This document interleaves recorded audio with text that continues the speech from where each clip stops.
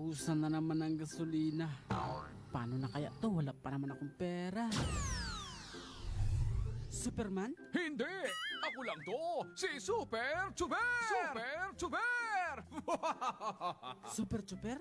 Ito na ang sagot sa iyong problema. Super Chuper ng Rodas Loyalty Program. Super Chuper ng Rodas Loyalty Program? Ano yun? Bukas para sa lahat ng PUV driver. Basta 18 years old pataas, pwede ka na magkaroon ng loyalty card sa halagang 200 peso worth of diesel, premium o unleaded mula sa Rodas Gasoline Station. Sa 1 litro, may point ka na. At kapag nakaipon ka ng 100 points, may 100 pesos cash ka o 100 peso fuel voucher. Meron ding Super Cap, Super Chuper Belt Bag, Super Chuper T-shirt at Super Chuper Payong.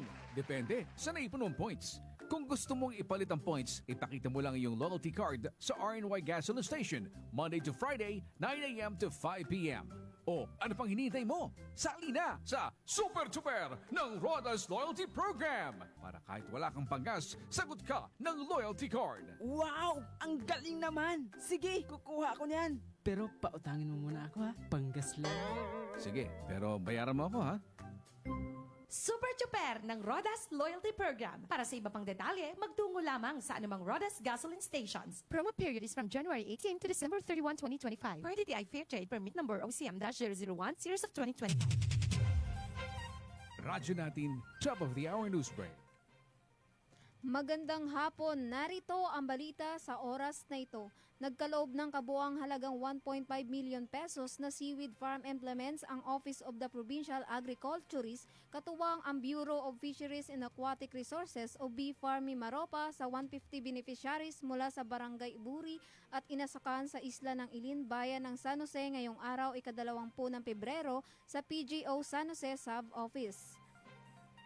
Ang mga ipinamahaging seaweed farm implements ay inaasahang makatutulong sa pagpapalaki at ani ng seaweeds upang sa gayon ay makapagbibigay ng dagdag na kita sa komunidad.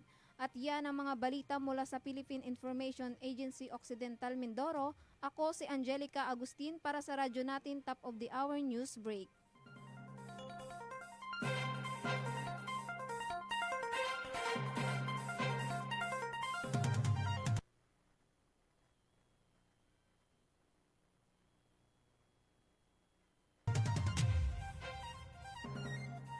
Radyo natin, top of the hour news break.